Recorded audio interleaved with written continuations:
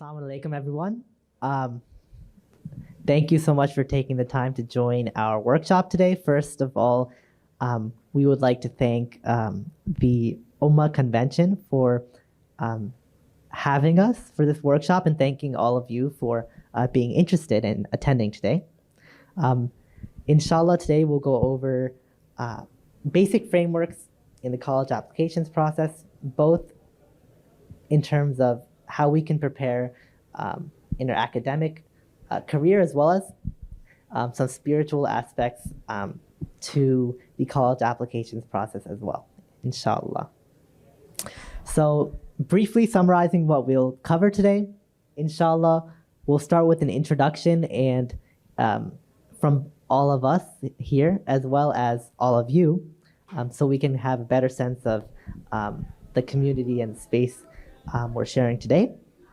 Then we'll have an overview of the components of the college application process, as well as the Seekers and Scholars program at Marifa. Then we will look at some of the approaches to education through the lens of our Shia tradition. And we will conclude with some final takeaways, as well as hearing from you some of the questions that you may have about the college applications process and how we can help you and any information you need, inshallah. So before we hear from all of you, it's only right if we introduce ourselves. I'll start with myself. My name is Nihal Naqvi. I am a political science and statistics student at the University of Maryland, Baltimore County. I am involved in the Sondheim Public Affairs Scholars Program, and I'm a member of the Honors College at UMBC. Some of my academic areas of interest include research methodology within political science, public policy areas within political science, as well as applied statistical methods to analyze those issues. At UMBC, I am a member of the Ahl Bayt Student Association, which we created earlier last year. And I also enjoy and seek to contribute to my local community at the Idara Jafariya, which is in Burtonsville, Maryland, around 45 minutes to an hour away from our convention site here. Now I'll turn it over to Muhammad, and he can introduce himself as well. Thank you, Nahal. Assalamu alaikum, everyone. It's good to see all of you here. Thank you. My name is Muhammad Zaidi. I am a Columbia student, originally from Houston, Texas. I go to school in New York during the summers. Alhamdulillah, I'm with my parents. What are my research interests? Let's see. That's right.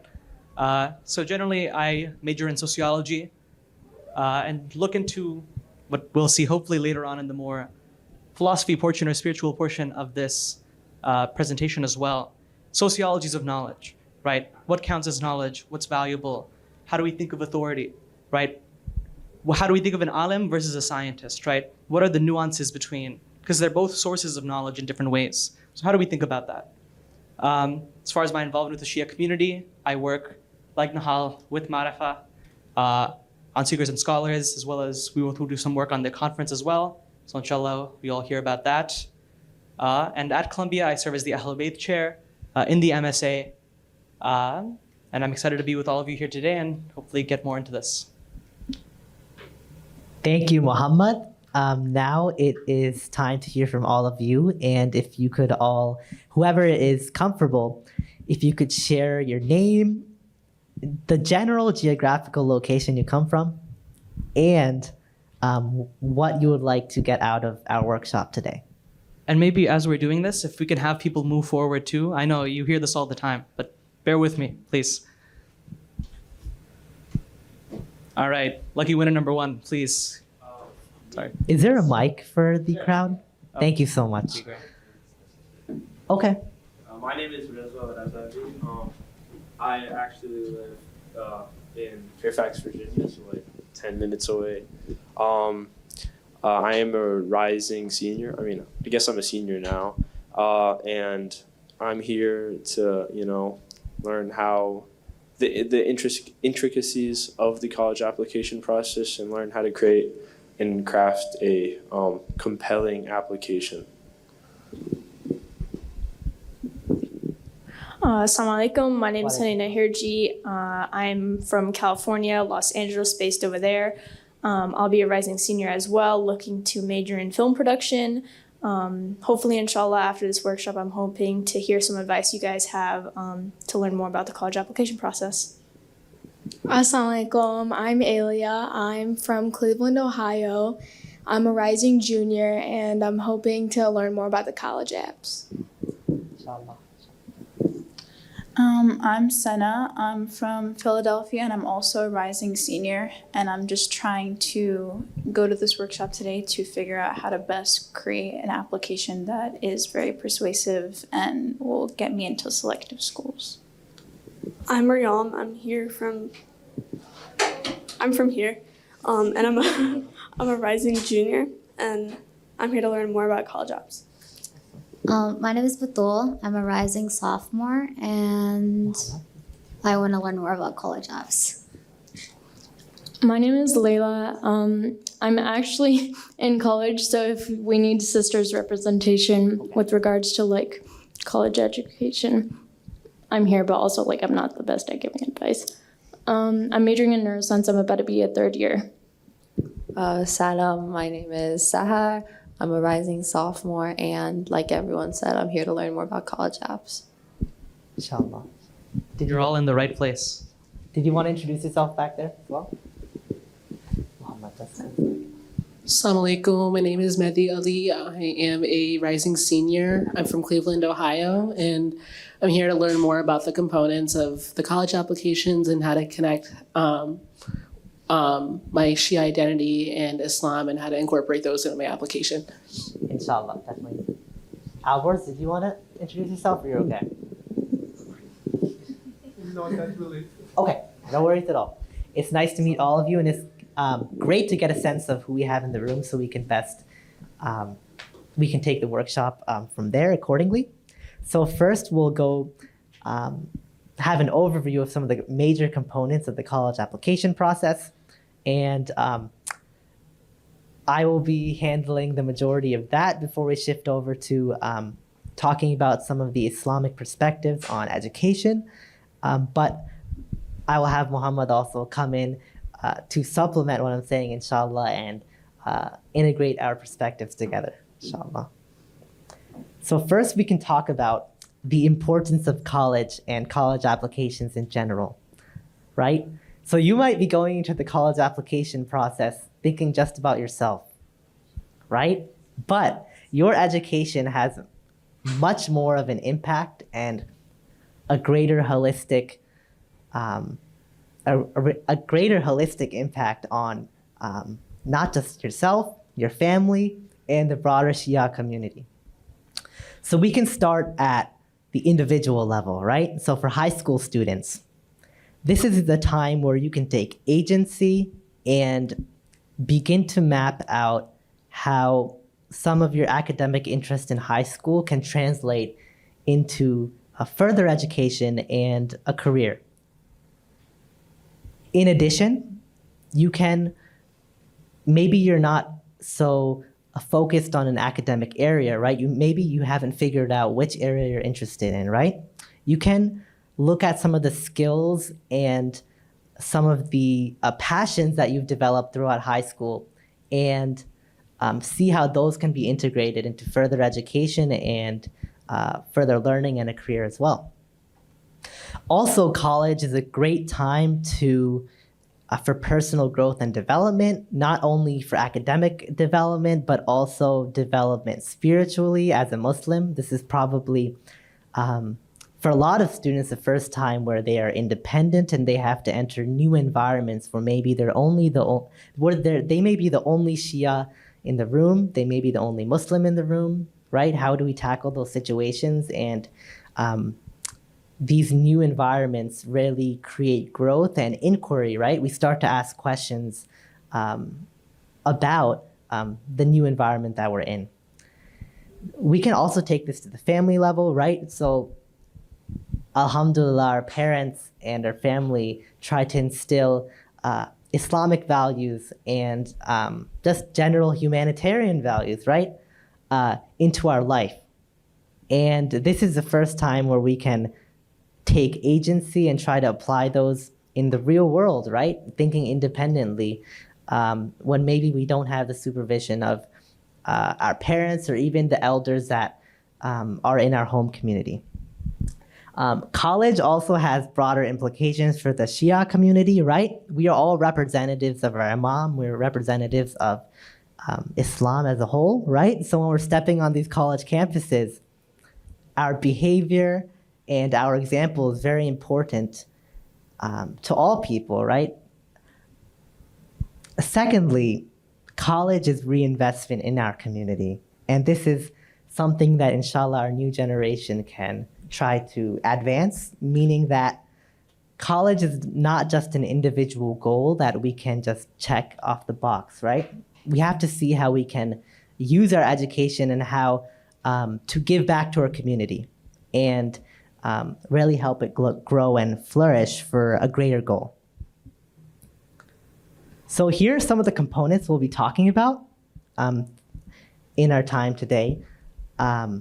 Those being the personal statement and supplemental essays, extracurricular activities, interviews, grades, standardized tests, and recommendations.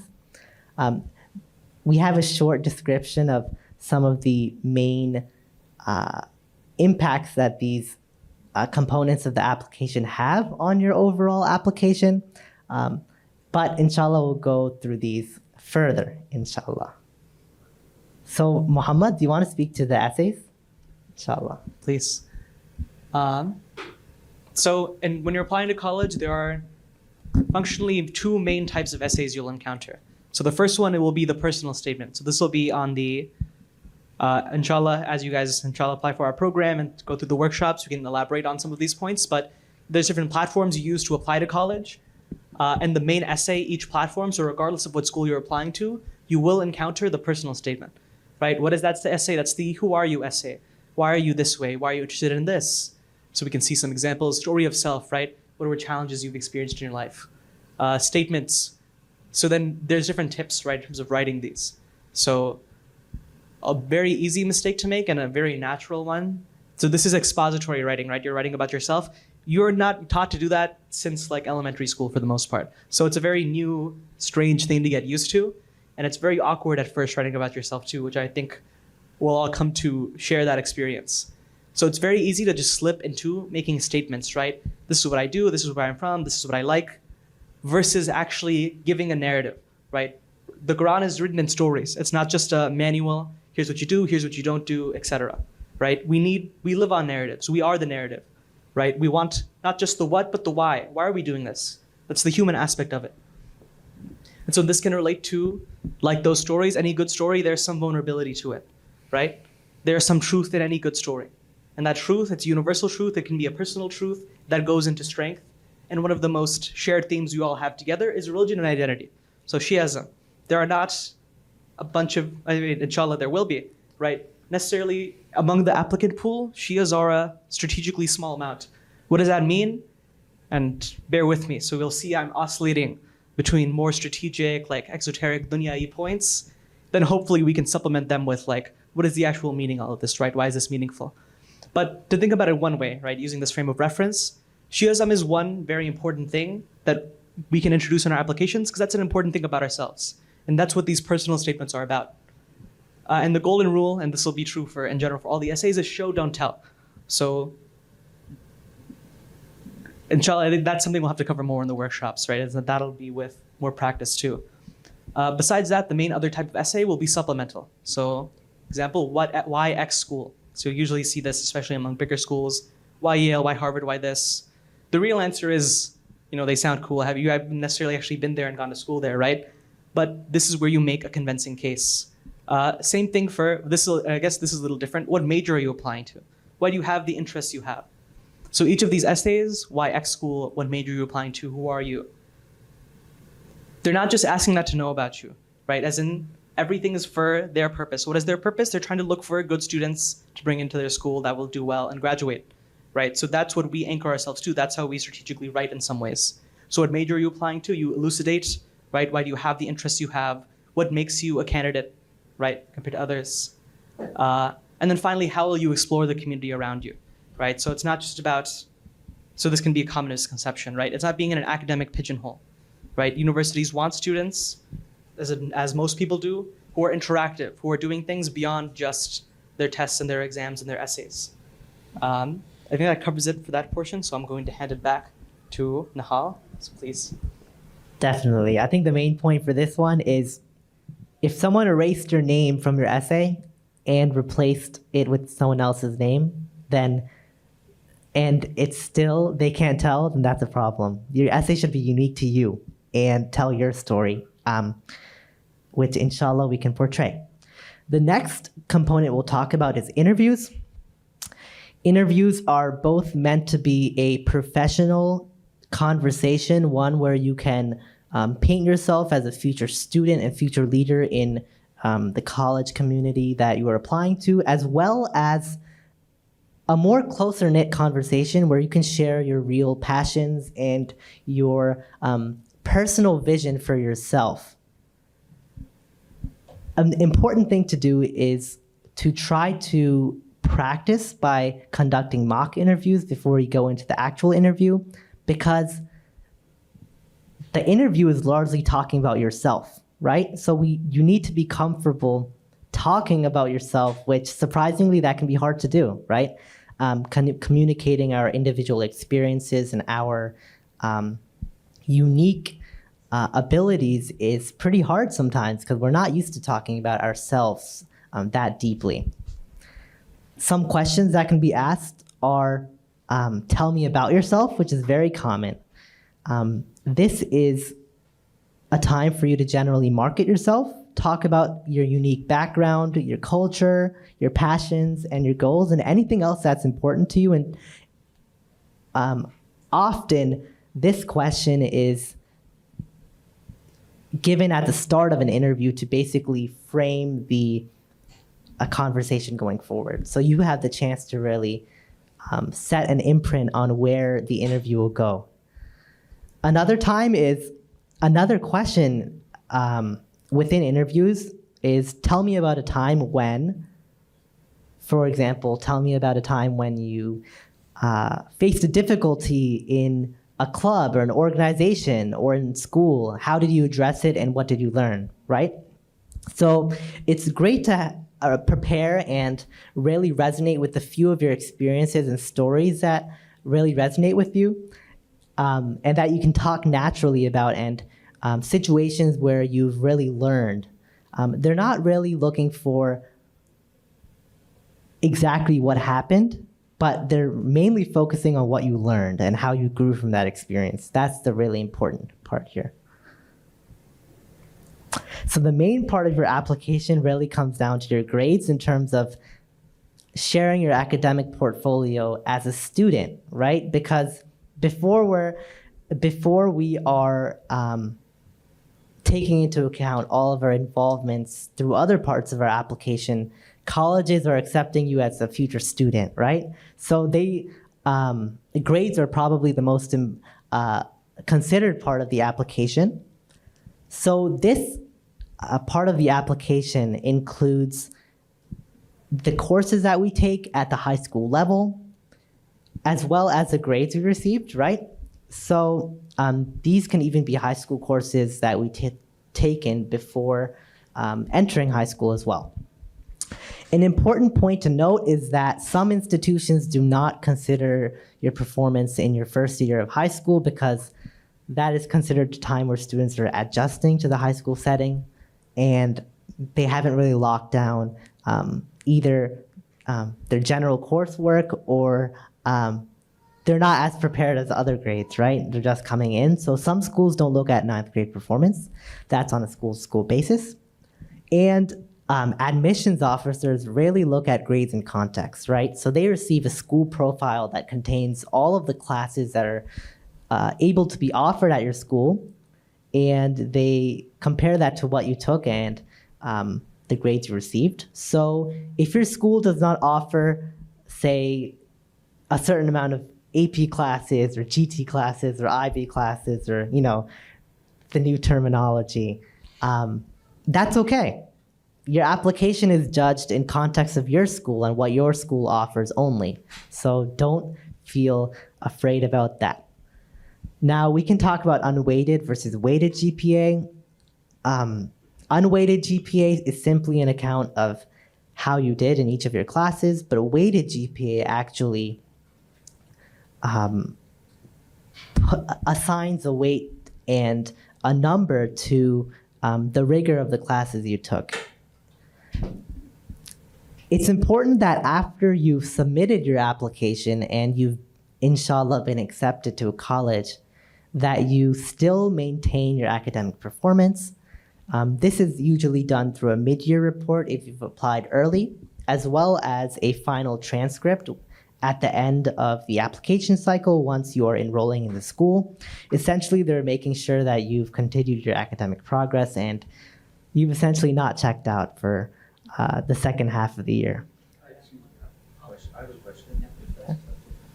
So for the school profile, like for example at my school,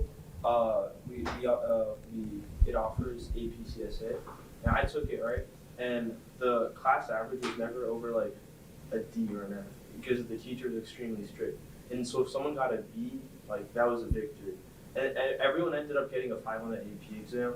And I'd like to ask, like, does the school profile like include the average grade of that class? Because I don't feel like, because like grade inflation is a real thing, and yeah. So they won't show the average like class grade, as I won't go too much into that kind of minutia. But what you can do, and this is usually an opportunity in most application portals, right? There'll be a section saying like you can explain like whatever you want. Yeah, additional information, right? Yes, exactly.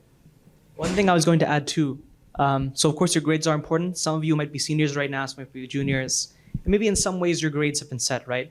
One, they can still change, but two, even then, so this is, I guess, in some ways speculation, but I tend to believe that essays are kind of the crowning jewel of any college application, right? Because grades, now you can chat GPT them, right? Like you can get them somehow.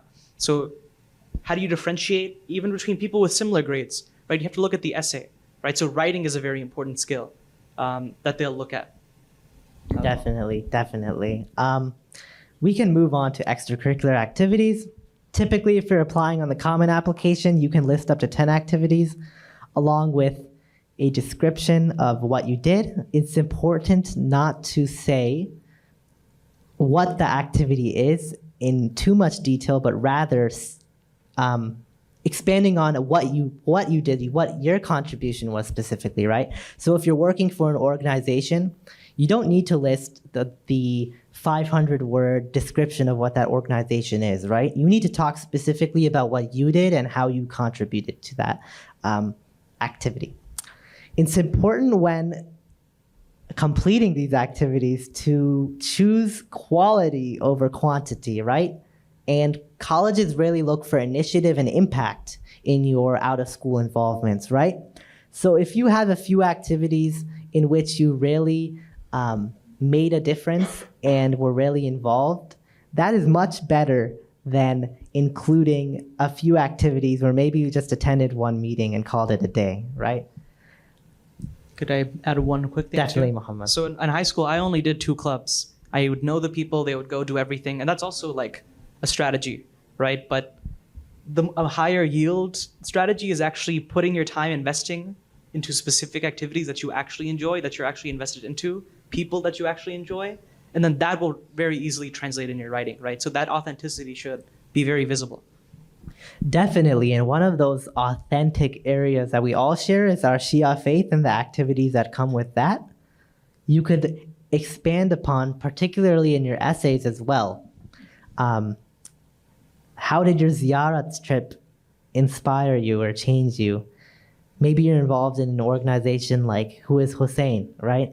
And the volunteerism that comes with that. Or any activism or social justice project like maybe the Al-Baqi organization, right? These are all unique things to us that we can expand upon and share that truly show the impact that we want to make in the world and what we look forward to doing or inspired to do, inshallah. Lastly, it's important to note that traditional responsibilities also count as activities, right? Maybe you're taking care of your siblings.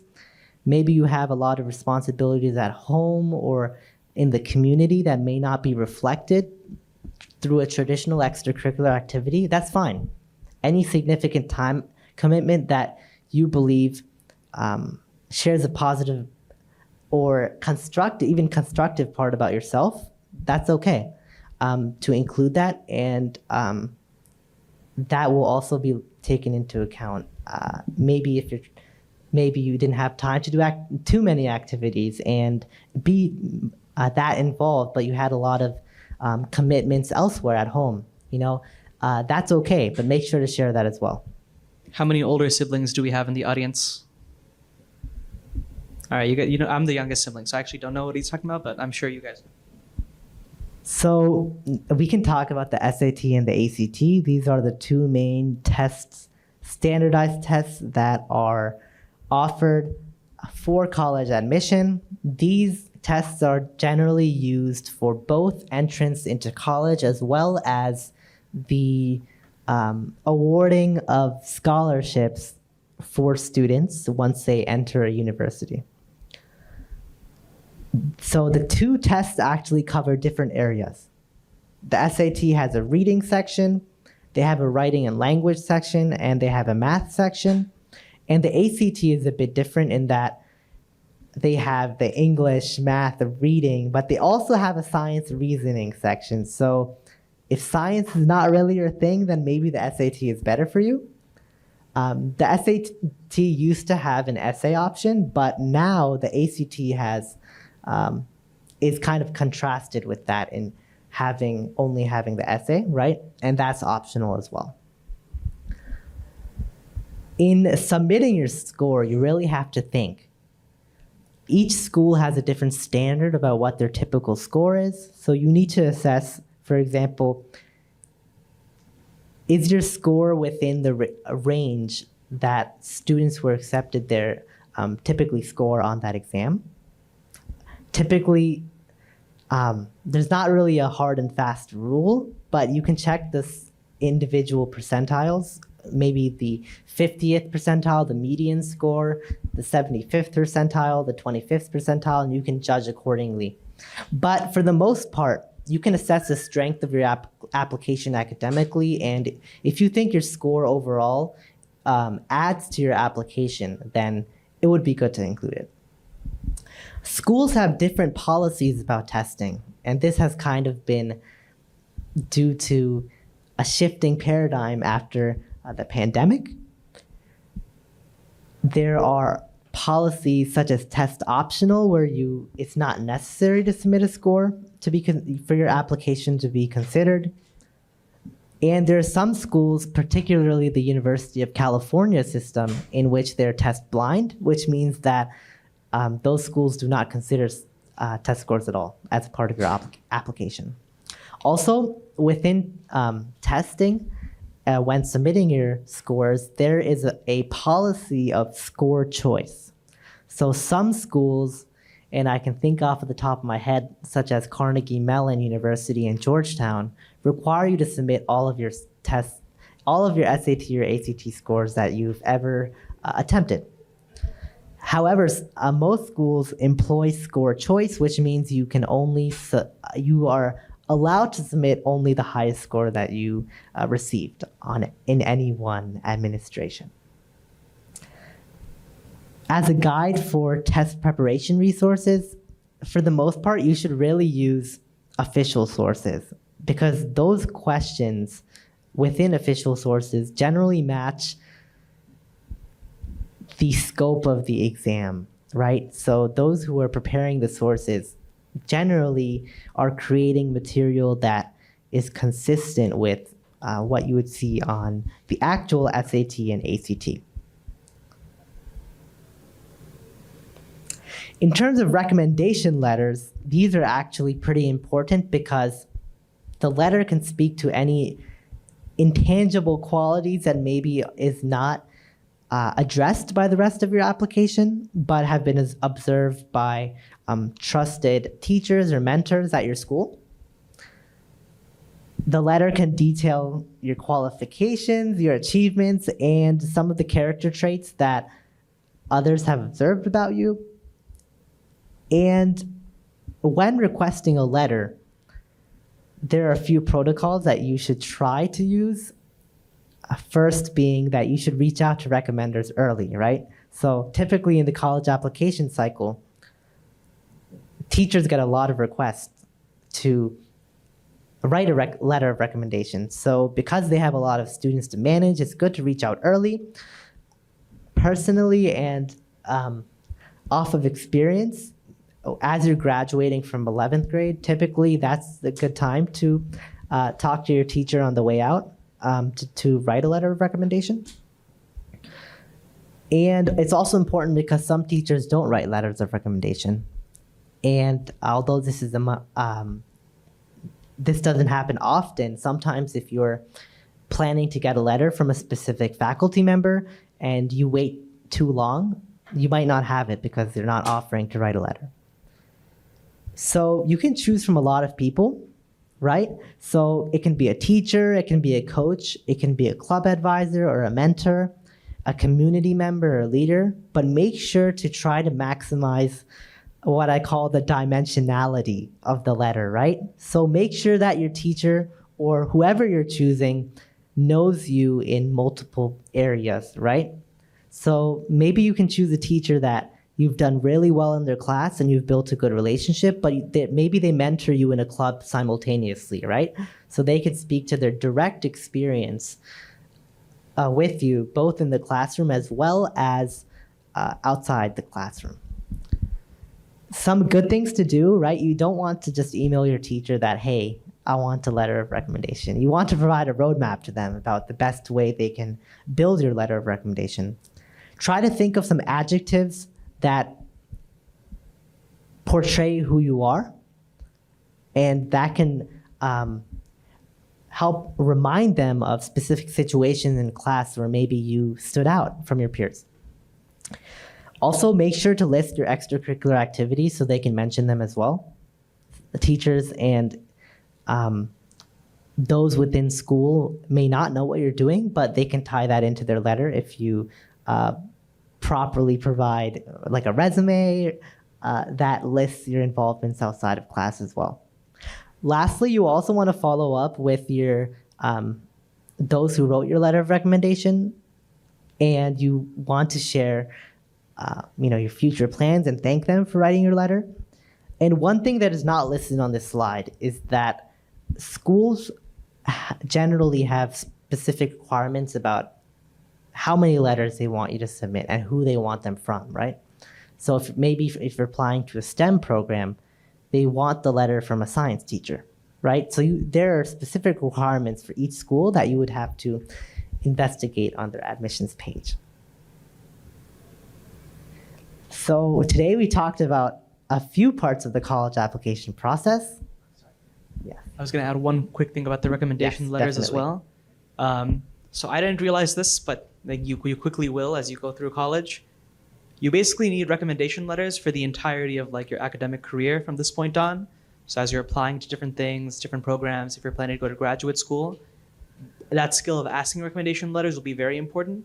And then almost like a good litmus test with a good recommender is for a lot of this information we're laying out, if they're good, they'll actually ask you for it too. So that can be one way to tell, right? As in they'll give you specific instructions like, tell me this about yourself, write this little section about this topic for them to use, and then they can write you like a skillfully crafted letter, right?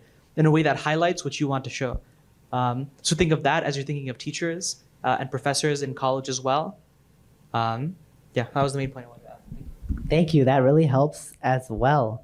So those were some of the components of the college application process, probably the main ones that you want to focus on. And now I will turn it over to, actually, I have a timeline to share with you. So these are some steps you can take because we have a diverse audience about, tailoring your application, thinking about the application to the grade level that you find yourself in. So in 9th grade, you're entering high school. College shouldn't be at the front end of what you're thinking about because you're entering a new environment and high school is a big change. So try to pick courses and figure out a proper difficulty for yourself. So you want to pick courses, and generally those will be the main requirements that you have to start off with, right? You don't get too much freedom in the earlier grades to choose your course load, but you can try to adjust and see, courses that challenge yourself, but also courses that you know you can do well in. That's very important to maintaining your GPA. Try to find activities that interest you. You might not have a specific interest at that point, but exposing yourself and keeping yourself open to many activities can be fruitful in the future. Also, you should try to form relationships with teachers and any mentors, and just put yourself out there and, even if it's a quick introduction. Moving on to 10th grade. This is a time where you can continue the main requirements of your coursework, but also you could possibly start your course electives. You have some more freedom, so you can tailor that to the academic interests you are most interested in. And this is a time where you can reassess the difficulty of your courses and see if you might need to make a change. Now, within your activities, you want to continue participation. You can filter out what clubs or organizations or other efforts that you are part of, right, to keep it relevant to your interests and maybe an area that you are focusing on and you want to highlight within a future application. But you also want to identify key areas, right? So within those activities, what is a larger purpose and area you see yourself impacting? Lastly, continue to build closer relationships with teachers and mentors, right? Maybe you can find teachers that you can share more specifically what you want to do in the future and your specific aspirations and how you can build, and even professors and teachers in this case can present opportunities you might not have heard of elsewhere to cultivate your interests and passions. Within 11th grade, this is really crunch time in terms of academics. You want to continue your main coursework, and largely you'll be into the point where you're choosing elective classes as well. In addition to that, you want to finalize the difficulty of your coursework so you can determine what type of classes you would be successful in. Within your activities, you want to continue participation, but at this point, you might have reached a level within your activities that maybe you're in a higher position where you can create change and impact. And that's important because when you want to write about the activities and involvements you're a part of, you need to try to portray the impact you specifically had. In addition, you should also be thinking about activities that are relevant to your interests and can be beneficial to your application. Next, try to solidify and identify key relationships. Maybe pick 3 or 4 teachers and mentors now that you've been networking for so long within your school and getting to know faculty more closely. Identify some key relationships, and at the end of the year, this is when you would request those letters of recommendation, depending on how many the school you're applying to would require. You want to begin studying and try to take the first attempt of an SAT or ACT within the spring. And for the end of the year and summer, we mentioned asking for letters of recommendation, but also think of a college list about schools and institutions you see yourself going to, as well as some majors that you want to study in the future. Senior year is a lot, and it's probably the most involved in terms of applications. I know time is short, and I apologize, so I will go through this much more quickly. You will finish your major course requirements as well as all of your electives. You want to kind of finalize the involvements in your activities through the end of the year and essentially draw lessons and themes that you can take from your activities and begin writing about them in your essays. you want to finalize your college list and apply to schools. They have varying deadlines such as early action, restricted early action, early decision, a regular decision, and also rolling deadlines. We can talk about more in the Q&A. If you took the SAT or ACT in the fall of your, or I apologize, if in the spring of your junior year and you were not satisfied with your score, then you should retake it in the fall and submit scores by the college application deadline. Try to follow up with recommenders that you've reached out to early, right?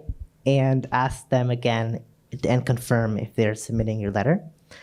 You have to evaluate your admissions decisions and complete interviews as well. And in terms of money and paying for college, would be the time to apply for FAFSA and CSS, as well as applying to various scholarships. Lastly, you want to consider your acceptances and decisions and commit by generally May 1st is the deadline to commit, although it depends slightly by college.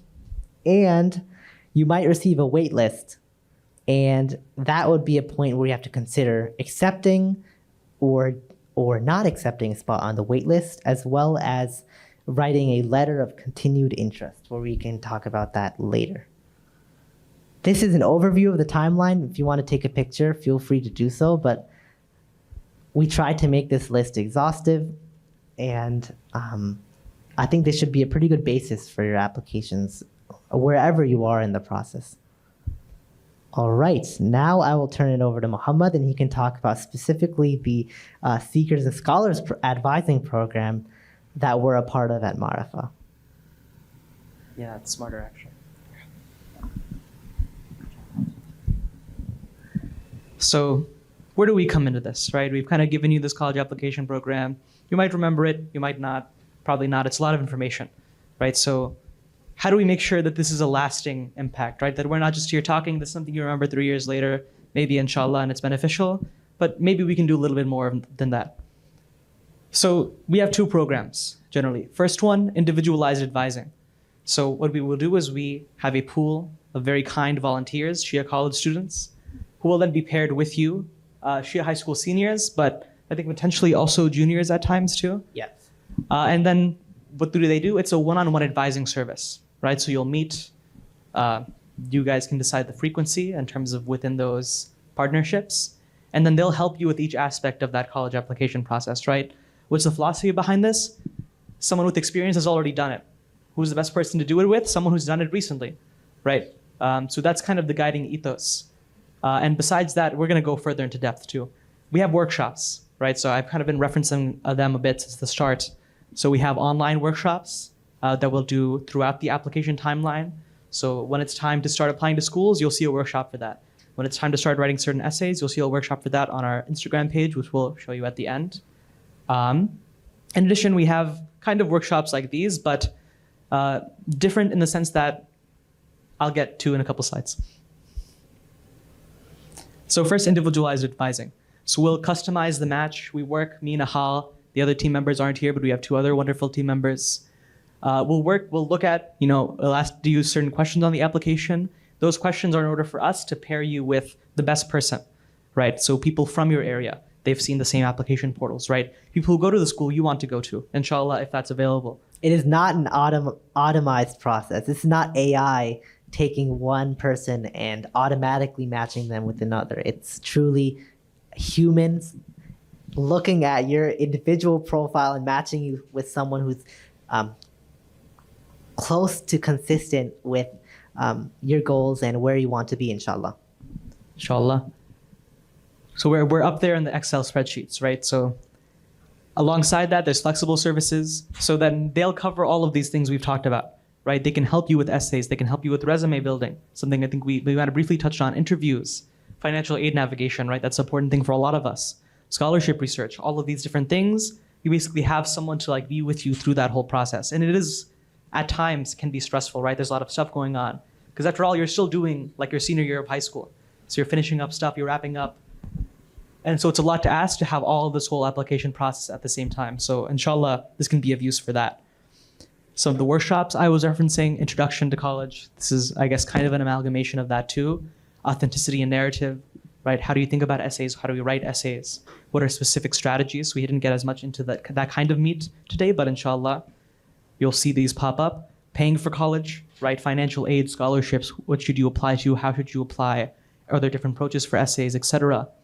And then we'll have later ones too, even past the application process, right? How do I make a decision? How should I know where to go, right? What school should I choose? Do I just pick the school with the highest rank, right? Maybe that's not actually the best decision for me.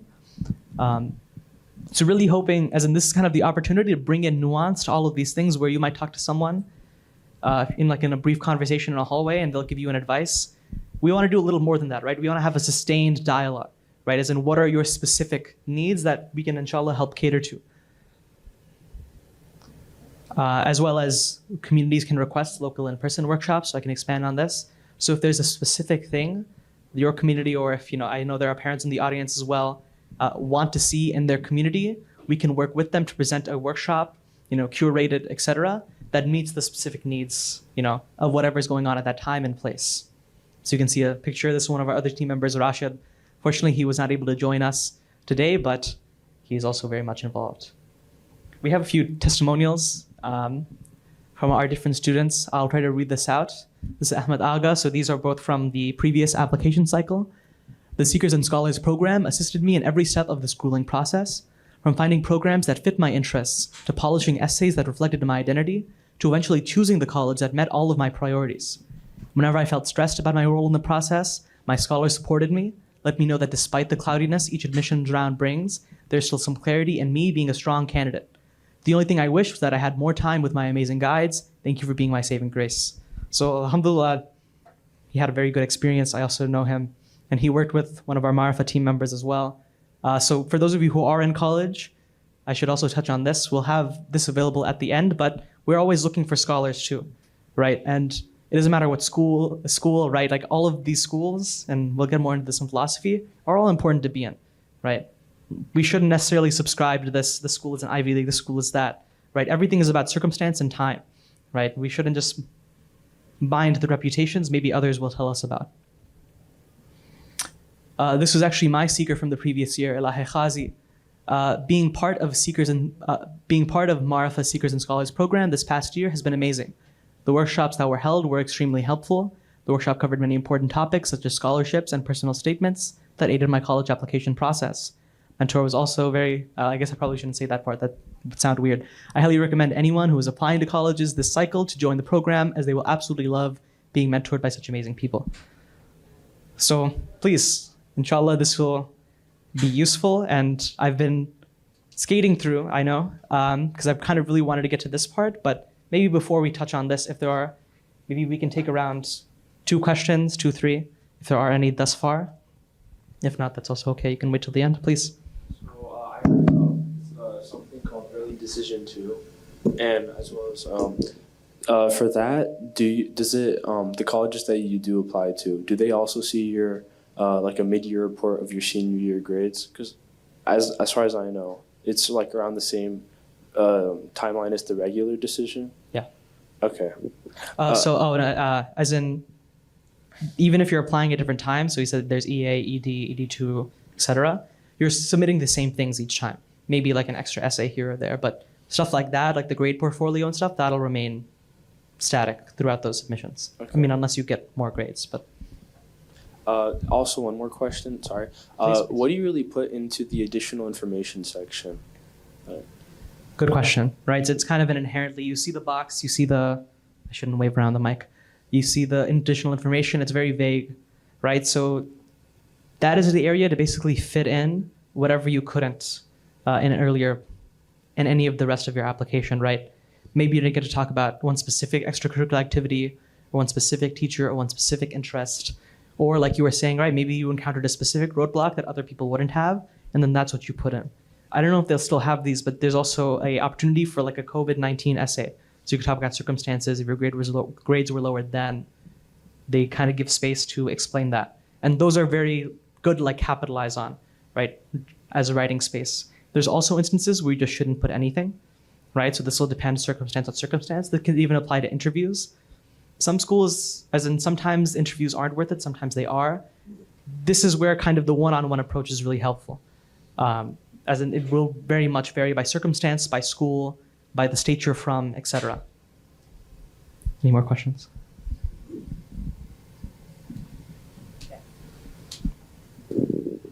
Okay, now. Wait, I had a question. Oh, sorry. Please. So I was just wondering, you were talking about your online workshops that you do. Do you also do in-person ones? And for the online workshops that have been done, do you have any examples of previous topics and stuff? Yes, absolutely. In terms of previous topics, so these are from our Instagram page. So we've had introduction to college, applications, extracurricular and more, authenticity and narrative, how to tell your story, paying for college, so more on financial aid, and another one on the home stretch, right? So right at kind of this, when you've already finished the applications, it goes through, how do you think about college decisions, your major, these types of questions. In terms of in-person, so those will mostly be community workshops where we're requested to come in, because I am sure all of you guys are from different parts of the states too, or maybe you're just from DMV, but even as team members, I live in Houston, I go to school in New York. Nahal, you live in Baltimore, you go to school in Baltimore as well, but for example, in the summer, you're in Chicago. So similarly with our other team members. So for ease of access, it's online, but by request, we will do it in person too. If there's any more questions, please feel free. Just go ahead. Okay. So we've spent these first 30 slides or so telling you about how to get into college, the strategies you need to get into college, why college is important for you, as Nahal covered in the beginning. This is not that, which I'll explain more in a second. So what is the vision of Seekers and Scholars, right? Why are we here? There are other advising services. You don't have to do a Shia advising service, flat out, right? They'll do in many ways the same thing, right? So what is different about us? Why are we here? Why does there need to be a Shia version of this, right? What's the point of an Islamic version? One is community, right? Connecting Shia students across North America. You're all from different places. As you join the program, you will meet students from different places. Shias with different experiences. Shias in big communities, Shias in small communities, Shias with no community at all in certain cases.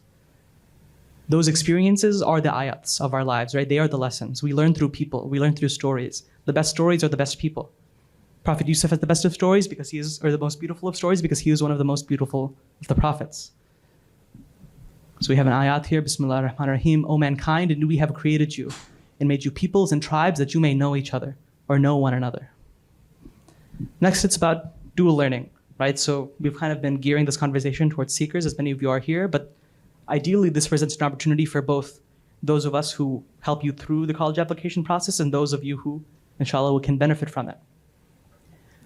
This idea that knowledge is the greatest charity, right? So there's a hadith, when a person dies, his deeds are cut off except for three: continuing charity, knowledge that others benefit from, and a righteous child who supplicates for him, right? Or a righteous son that supplicates for him. So knowledge is generally considered, right? It's a sadaqah you can give without losing anything. And it's the most valuable thing because in the right way, which we'll cover, it can lead you to something beyond college, right? Which is our eventual hope. And then transcendence, right? The act of seeking knowledge. Why are we seekers, right? So we're all seekers. Talaba, the Arabic root, right? Talib, being a talib, being someone who seeks knowledge, being a seeker. Knowledge that can transcend a time and place, right? Seeking knowledge is an obligation upon every Muslim. I believe some speakers mentioned this yesterday as well. You go seek knowledge even if it is in China, right? You seek knowledge anywhere, wherever it is true, wherever it is pure. That's also why we want to bring all of you together. Seekers and Scholars, the name, these titles we use, right? These words. Being a seeker, right? The goal is that it's not just acting as an advisee or a college applicant. You can be those things with or without this service, right? The name seeker signifies the importance of pursuing both your secular education, right? That's part of how we grow as a community, how we have conferences like this, mashallah, alhamdulillah, but also our spiritual education and striving for a truly Shia advising experience. I'm being vague, but inshallah we can get more into it. Scholars, right? Not that we necessarily are scholars, right? Those of us, and I wouldn't say so, right? But we're striving to become so, right? Our advisors trained to learn about the application process as well as, so this is part of it, we have trainings for the advisors. We'll have meetings with you guys as well, meetings with the advisors. And hopefully, we work together to think of what are uniquely Islamic approaches to education and success in order to further their own seeking university while developing, right, these relationships across the country. So education. When we think about these things, when we go into them, when we're applying, when we're living our lives, we don't ask ourselves certain basic questions sometimes, right? What is Islamic education? What is the purpose of Islamic education? Everything has a purpose, a direction. What is the purpose of an acorn? It's meant to be an oak tree. The purpose of a caterpillar, it is meant to be a butterfly. Where is Islamic education? Is it an Islamic school? Can it be found in a normal school? Can it be found in a school of another religion? Is it a private school? Is it a public school? How is Islamic education performed? What does Islamic education look like? What are the students like? What are the teachers like? What are the lessons like? What is knowledge? I've been telling you to share your knowledge, that we're all trying to share knowledge, trying to gain knowledge. What is it? Is knowledge me knowing sociology? One of us knowing mechanical engineering, electrical engineering? I can only think of engineering right now. Are those the only forms of knowledge? What is ilm? Right? How do we think of ilm? And then what is Islamic education not? So we have a Quranic ayat here from Surah Taha, ayat 41. وَاسْتَنَعْتُكَ لِنَفْسِي. So this is Allah subhanahu wa ta'ala speaking to Prophet Musa. What does he say? And I have created you, I have produced you, specifically produced, not created. I have produced you for myself. Sana'a, the Arabic word for production, that's what he uses to talk to Prophet Musa. It says he has produced him. So in this framework, God is the teacher, right? We are the ones produced. When we think about application processes, right? Often the Quran will use language of buying and selling, right? People sell themselves to things. We sell ourselves to our schools. We give us some time here. We give some time there. We spend hours and hours on homework and tests and studying. And alhamdulillah, inshallah, those can be good for us. But how do we think of it? Who are we selling ourselves to, right? Often the who. Who is Islamic education, right? Who are we being produced for? Why do we want to be produced?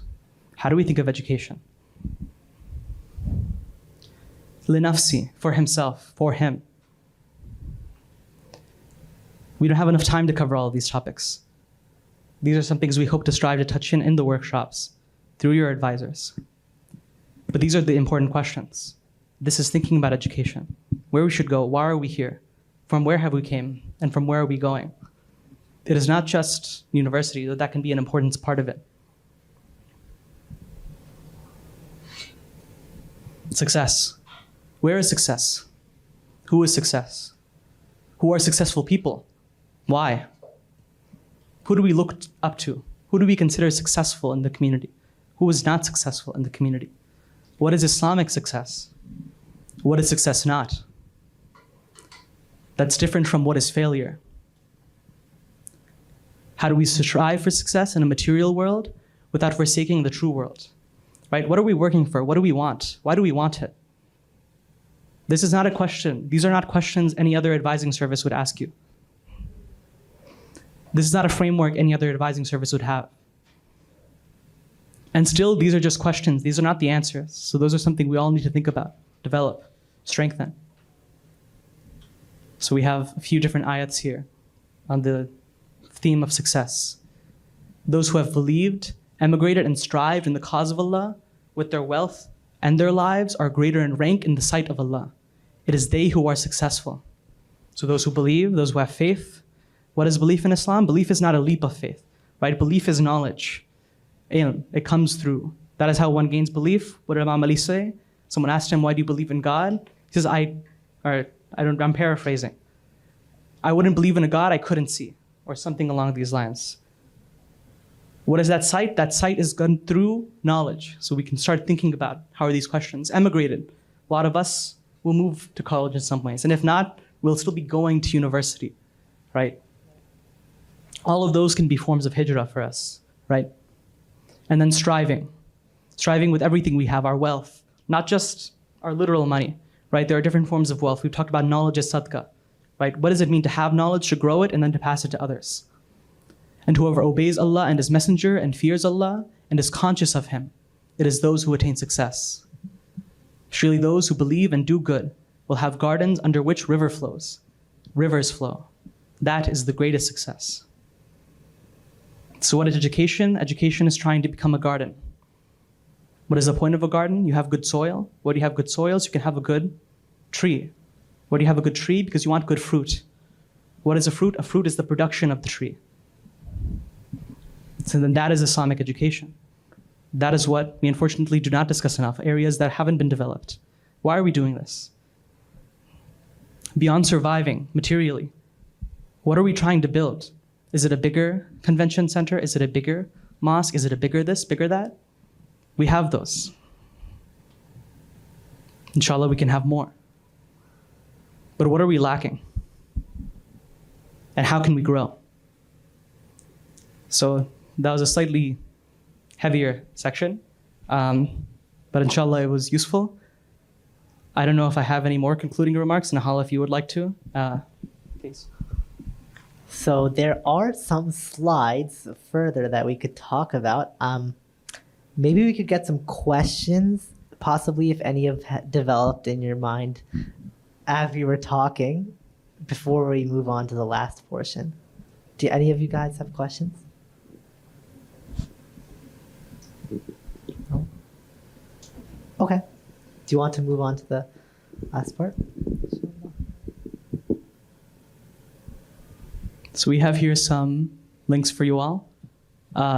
Generally, these are all accessible through marafaprograms.com. So you can find, we'll also have a QR code, I believe, in a later slide as well. One for applying if you are a high schooler, one for applying if you would like to be an advisor. There's also a link on the website if you would like to, or if you're interested in hosting a community workshop in the area. We also have a donation page for Ma'arifah for supporting programs like these. One thing I didn't mention is we also have a financial aid program as part of Seekers and Scholars. So for those who can't afford to pay the entrance fee, we try to support as many students as we can. And finally, we have a feedback form. So anything you've thought about the session, things you wanted to see more of, things we didn't get to cover, things you would like to see in future workshops, we would really appreciate your feedback if we can have, especially like if you're in high school, maybe leave your thoughts, let us know what you think, to be helpful for us and inshallah helpful for you in the future as well. We also have, and please do take these, on the table as you're leaving on your right-hand side, there's a pamphlet / flyer that you can take that will recap and some of the information we've provided today, as well as the advising program that we have. In addition to that, inshallah, when you all do begin your college journey, inshallah, after Seekers and Scholars, the advising program, if you would participate, inshallah, you would become part of the larger Ma'arifah community. We have an annual conference for college students in which we explore relevant themes, Islamic conceptual understandings, similar to the Umma conference, but more geared toward the younger and next generation. And we're always trying to make things better and inshallah cater the experience to the contemporary needs of all of us, inshallah. So make sure to grab one of those pamphlets / flyers on your way out and fill out the feedback form. And I think there's one last slide that is just... I'm going to add one real quick thing I just thought of too. Now I feel like I'm going to forget it. Let me go to this slide. That is it. Thank you. Yep. You have more questions? I'll try to think of what I was going... Oh, there you go. So one of the things we try to do in the workshops too is looking at the college application process, right? They want to know about you, right? Everything's said about what do you think? Who are you? Why do you want this? Where are you from, right? Why are you doing this major, right? And even the way we kind of learn to describe ourselves in these terms, right? You might have heard of like an elevator pitch. If someone asks me who I am, oh, I'm a Columbia student. I study sociology. This is my focus. I'm part of Ma'arifah. I do this. is a major who you are? Is an interest who you are, right? Kind of these questions teach us to think about how we think about ourselves. So that's kind of built into the application process. They want to know you, but that you is a very specific you. So I was kind of alluding to this earlier, right? As it's not just a time to completely be authentic and emotionally dump in an essay, right? Because they don't actually want that, unfortunately, right? They're not looking for you. They're looking for the you they want, right? But that's different from the us we are supposed to be. So that's maybe one example that can kind of illuminate, inshallah, how this can relate to the application process in different ways, right? What is a story of self? I kind of alluded, even today, that the Quran is talked about in stories.